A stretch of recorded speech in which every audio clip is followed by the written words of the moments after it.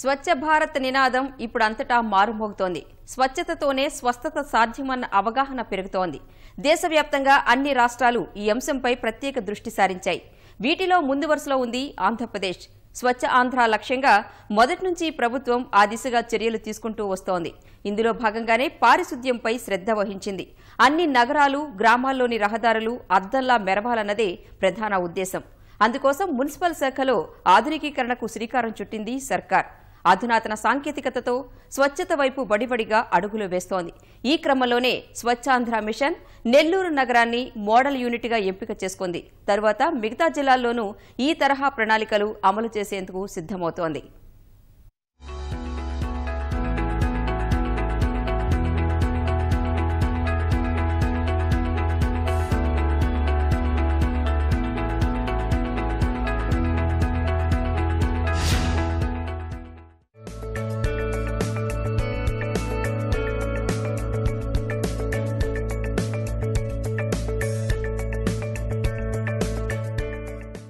ఇప్పుడు రాష్ట్రాలన్నీ స్వచ్ఛత మంత్రం జపిస్తున్నాయి.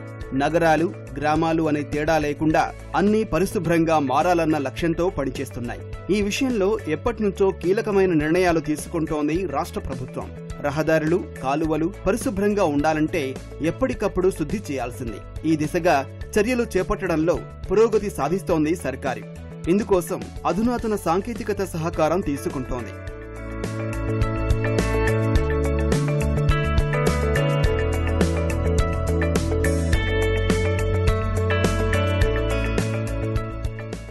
రోడ్లపై చెత్త తొలగించేందుకు పారిశుద్ధ్య కార్మికులు శ్రమిస్తున్నా రహదారులు మాత్రం మళ్లీ అపరిశుభ్రంగానే మారుతుంటాయి. కారణం, పూర్తి స్థాయిలో చెత్త తొలగించడం కొంచెం కష్టమైన పని. మురుగు కాల్వల్లో ప్లాస్టిక్ వ్యర్థాలు తీయడం ఇంకా ఇబ్బందికరం. డ్రైనేజీ శుభ్రం చేసే సమయంలో ప్రమాదకర వాయువులు పీల్చి ప్రాణాలు కోల్పోయిన ఘటనలు గతంలో ఎన్నో వెలుగులోకి వచ్చాయి. ఈ ప్రతికూలతలకు చెక్ పెడుతూ ప్రభుత్వం అధునాతన యంత్రాలు వినియోగంలోకి తీసుకువచ్చింది. వీటి ద్వారా 100% పారిశుద్ధ్యం సాధించేలా ప్రణాళికలు రచించింది.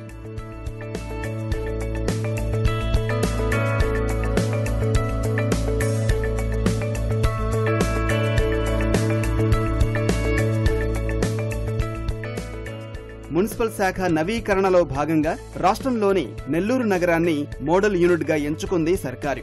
ఒకప్పుడు నగరంలో ఏ మూల చూసినా చెత్త పేరుకుపోయి ఉండేది. దుర్గంధం, అపరిశుభ్రత కారణంగా ప్రజలు ఇబ్బందులు పడేవారు. ఎప్పుడైతే యంత్రాలు రంగంలోకి దిగాయో అప్పట్నుంచి పరిస్థితుల్లో మార్పు వచ్చింది.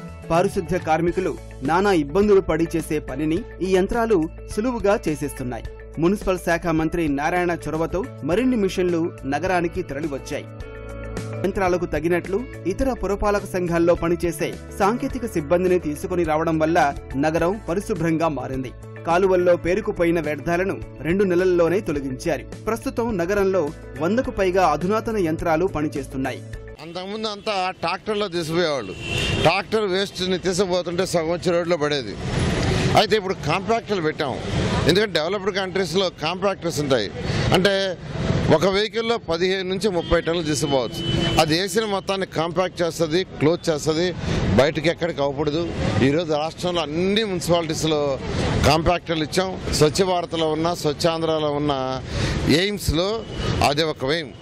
మాన్యువల్ స్కావెంజర్స్ని తగ్గించాలి, ఓన్లీ మిషనరీని ఉంచాలంటే ఈరోజు ముఖ్యమంత్రి గారు ఆ పాయింట్ మీద స్పెసిఫిక్గా మాకు ఇన్స్ట్రక్షన్ ఇవ్వడం, దాని మీద ఈ రాష్ట్రంలో ఎన్నడూ లేని విధంగా అనేకమైన దాదాపు 3-4 వేల ఎక్విప్మెంట్స్ తెచ్చాం.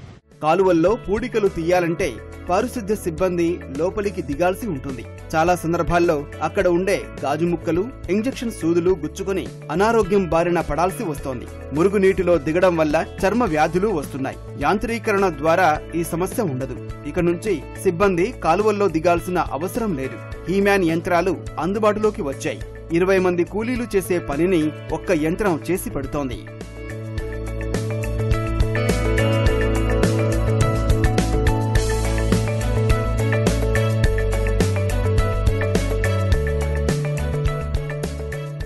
గతంలో చెత్తను లారీల్లో తరలించేవారు. ఈ క్రమంలో చెత్త రహదారులపై పడి ప్రజలు ఇబ్బందులకు గురయ్యేవారు. కాంపాక్ట్ యంత్రాలు వచ్చాక సమస్యకు పరిష్కారం లభించింది. చెత్తను కంప్రెస్ చేసే వెసులుబాటు, చుట్టూ గోడలు మాదిరి నిర్మాణం ఉండడం వల్ల వ్యర్థాలు రోడ్డున పడే అవకాశం ఉండదు. ఒక్కో వాహనం 9 టన్నుల చెత్త తరలించగలదు. ఇక రహదారులపై ఉన్న మట్టి తొలగించేందుకు ప్రత్యేకంగా యంత్రాలు ఉన్నాయి. వాక్యూమ్ క్లీనర్ తరహాలో ఇవి పనిచేస్తాయి. పారిశుద్ధ్యం అంతా కూడా యాంత్రీకరణ జరిగి రోడ్లు శుభ్రపరచడం కానీ, డ్రైన్లు శుభ్రపరచడం కానీ, ముఖ్యంగా అండర్ గ్రౌండ్ డ్రైనేజీలో పారిశుద్ధ్య కార్మికులు కిందకి దిగినప్పుడు విషవాయువుల బారిన పడి మరణాలు సంభవించడం కూడా ఈనాడు మనం వివిధ నగరాల్లో చూస్తున్నాం. ఇప్పటికే పట్టణ ప్రాంతాల్లో అన్ని మున్సిపాలిటీలకు కూడా వాళ్ళు అడిగినన్ని ఇవ్వడం, సరఫరా చేయడం జరిగింది. స్టేట్ మొత్తం దాదాపు 2000 పైగా యంత్రాలు, 1000 కోట్ల పైగా అక్కడ ధనాన్ని వెచ్చించి పారదర్శకంగా ఎవరికి ఏ వస్తువు కావాలి వాళ్ళకున్న రోడ్డు సైజులను బట్టి కూడా ఈ చిన్న మిషన్లా పెద్ద మిషన్లా ఉన్నాయి. ఈ యంత్రాల వల్ల ఎన్నో ప్రయోజనాలు ఉన్నాయి. చెత్త లోడ్ అన్లోడ్ చేసేందుకు అవసరమైన కార్మికుల సంఖ్య తగ్గిపోతుంది. కంపాక్టర్ల రాకతో ఒక ట్రిప్పులో గతంలో కన్నా 40% అదనంగా చెత్త తరలించే అవకాశం ఉంటుంది. పెద్దగా శ్రమ కూడా అవసరం ఉండదు. వాటిని సరైన విధంగా నడిపే సిబ్బంది ఉంటే చాలు. ఎప్పటికప్పుడు చెత్త శుభ్రం చేస్తూ నగరాన్ని స్వచ్ఛతకు చిరునామాగా మార్చవచ్చు. మిషనరీ వచ్చిన తర్వాత సూపర్గా వర్క్ జరుగుతుంది. ఎక్కడ చూసినా చిన్న కాలంలో కూడా వర్క్ నీట్గా చేస్తున్నారు. పరిశుభ్రంగా బాగుంది. మురుగు లేకుండా నీట్గా నీళ్ళు వెళ్ళిపోతుంది. మురుగు నీళ్ళు వెళ్ళిపోతుంది. బాగుంది. వర్షాలు వస్తే నీళ్ళు ఎక్కడ ఉండేది, ఇప్పుడు అట్లా లేకుండా వెళ్ళిపోతున్నాయి. ఒక కాలం అంచుని పోవాలన్నా టెంకాయలు కానీ, చెత్త కానీ, కవర్లు కానీ మొత్తం ఒక 20 మంది చేసే వర్క్ కూడా ఈ జటాల బండి వచ్చినప్పటి నుంచి బాగా శుద్ధంగా చేస్తుంది సార్. నెల్లూరు టౌన్ అంతా మంచి హైలైట్గా జరుగుతుంది సార్. దాంట్లో ఏంటంటే ఈ కాంపాక్ట్లు అన్నప్పుడు చుట్టుపక్కల రేకులు సిస్టమ్ ఇచ్చారు కాబట్టి దాంట్లో కనీసం కాలుపోగా కింద పడేదానికి అవకాశం లేదు సార్. నెల్లూరు నగరంలోని 54 డివిజన్లలో రోజు చెత్తను పూర్తి స్థాయిలో తొలగిస్తున్నారు. Gandhi road, bypass road, Atmakur bus stand, Haranathapuram, BV Nagar, Podalakur road, Magunta layout వంటి ప్రధాన రోడ్లు శుభ్రంగా కనిపిస్తున్నాయి. యంత్రాల వల్లే ఇది సాధ్యమైందని ప్రజలు ఆనందం వ్యక్తం చేస్తున్నారు. నగరం తొందరలోనే స్మార్ట్ సిటీగా మారుతుందని ధీమాగా చెబుతున్నారు. నగరాలు పారిశుద్ధ్య కార్యక్రమాలు చేపట్టడం చాలా గొప్ప విషయం. ఇది ఇట్లా పారిశుద్ధ్య కార్యక్రమాలు, యంత్రాలు అవి తీసుకొచ్చి చేయడం వల్ల వర్క్ ఫాస్ట్ అవుతుంది, త్వరగా క్లీన్ చేయగలరు. చిన్న కాలంలో దిగడానికి అనుకూలంగా కూడా ఉంది కాబట్టి చాలా ఫాస్ట్గా అయిపోతుందండి. ఒక 20 మంది చేయాల్సిన పని ఒక్క రోజులో ఇదే చేయగలుగుతుందండి. మిషన్లు బాగా చేస్తున్నాయి. మనుషులు తిన పని మిషన్లు బాగా చేస్తున్నాయి. చిన్న కాలంలో చేపేసి నీట్గా చేస్తాం. మనుషులు తిన పని చేపేసి శుద్ధంగా చేస్తుంది సార్. ఈ మిషన్ ద్వారా రాబట్టే నీట్గా దిగలుగుతున్నారు. ఈరోజు వచ్చిన వెహికల్స్ చాలా బాగా పనిచేస్తున్నాయి సార్. 10 మంది చేసే పని కూడా చేస్తుంది. ఎందుకంటే జటాయువు అది పైప్ ద్వారా మనిషి ఒక పోగు ఎత్తుకోవాలి. ఈ పోకి ఆ పోకి లెంగ్త్ 1 మీటర్, 2 మీటర్లు, 5 మీటర్లు ఉంటుంది. అలా కాకుండా ప్రతి ఒక్క కాగితాన్ని కూడా తీసుకుంటుంది. ఇది తర్వాత కాలువలో పడిన చెత్త అన్ని తీసుకుంటుంది సార్. రాష్ట్రంలోని 110 పురపాలక సంఘాల్లోనూ ఈ తరహా కార్యాచరణ అమలు చేయాలని భావిస్తోంది ప్రభుత్వం. నిజానికి పారిశుద్ధ్య పనుల్లో యాంత్రీకరణతో ఉత్తమ ఫలితాలతో పాటు పట్టణ స్థానిక సంస్థల్లో నిర్వహణ ఖర్చు గణనీయంగా తగ్గుతోంది. స్వచ్ఛాంధ్ర కార్పొరేషన్ ఇటీవల చేసిన పరిశోధనలో ఆధునిక వాహనాల రాకకు ముందు ఖర్చుతో పోల్చితే రాష్ట్ర వ్యాప్తంగా నెలకు 26,86,00,000 రూపాయలు ఆదా అవుతున్నట్లు వెల్లడైంది. 14 నెలల వ్యవధిలో పట్టణ స్థానిక సంస్థల్లో 376 కోట్ల రూపాయలు ఖర్చు తగ్గినట్లు అధికారులు గుర్తించారు.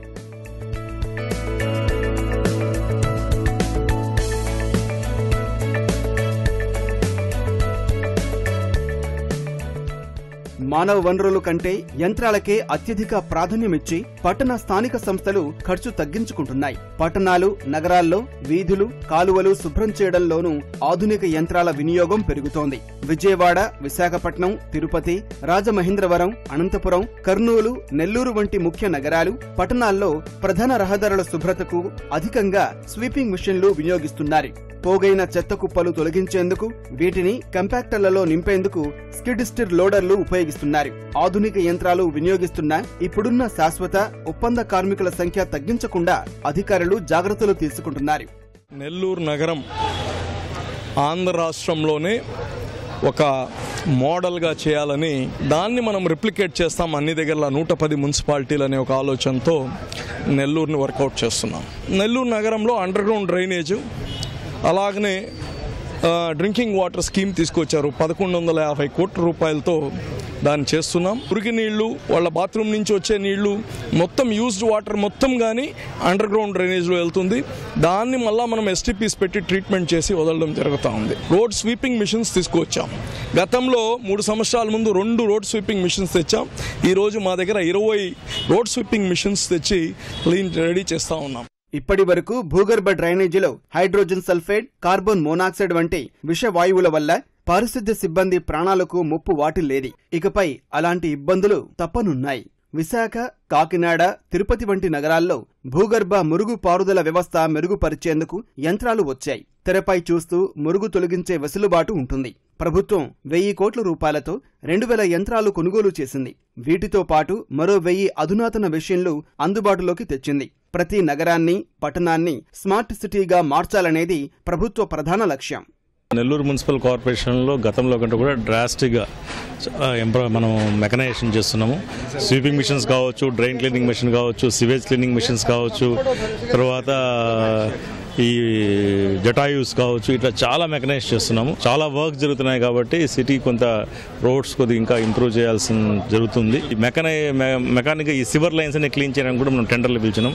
ఇవన్నీ కూడా సాధ్యమైనంత రాబోయే కాలంలో మనిషిని వాడు ఈ వర్క్ చేయడానికి, క్లీనింగ్ వర్క్ చేయడానికి చాలా తక్కువ మంది అవైలబిలిటీ ఉంటారు. దాన్ని దృష్టిలో పెట్టుకుని ఎక్కువగా మనం మెకనైజేషన్కి పోతున్నాం. ప్రభుత్వం చేపడుతున్న కార్యక్రమాల ద్వారా నగరాలు పరిశుభ్రంగా తయారవడమే కాదు, అవార్డులు వస్తున్నాయి. కేంద్ర ప్రభుత్వం నిర్వహించిన గ్రామీణ స్వచ్ఛ సర్వేక్షణ్ 2018లో దక్షిణాదిన ఆంధ్రప్రదేశ్ తొలి ర్యాంకు కైవసం చేసుకుంది. దేశవ్యాప్తంగా చూస్తే 6వ స్థానంలో నిలిచింది. ఈ సర్వేక్షణలో రాష్ట్రానికి 100కు 82.57% మార్కులు లభించాయి. హర్యానా, గుజరాత్, రాజస్థాన్, ఛత్తీస్గఢ్, హిమాచల్ ప్రదేశ్ తర్వాతి స్థానంలో నిలిచాయి. రాష్ట్రంలో 13 జిల్లాల్లో 207 మంది ద్వారా వివరాలు సేకరించి ఈ ర్యాంకు ప్రకటించింది కేంద్రం. జిల్లాల వారీ ర్యాంకుల్లో టాప్ 100లో నెల్లూరుకు మాత్రమే 73వ ర్యాంకు లభించింది. అధునాతన సాంకేతికత అందిపుచ్చుకోవడంలో ఎప్పుడూ ముందు వరుసలో ఉంటుంది రాష్ట్ర ప్రభుత్వం. ఇప్పుడు పారిశుద్ధ్యం విషయంలోనూ ఇదే విధానం అనుసరించడం వల్ల మెరుగైన ఫలితాలు వస్తున్నాయి. రాష్ట్రంలోని అన్ని పురపాలికల్లోనూ ఇదే విధంగా కార్యాచరణ రూపొందిస్తే స్వచ్ఛ ఆంధ్ర కళ సాకారమవుతుంది అనడంలో ఎలాంటి సందేహం లేదు.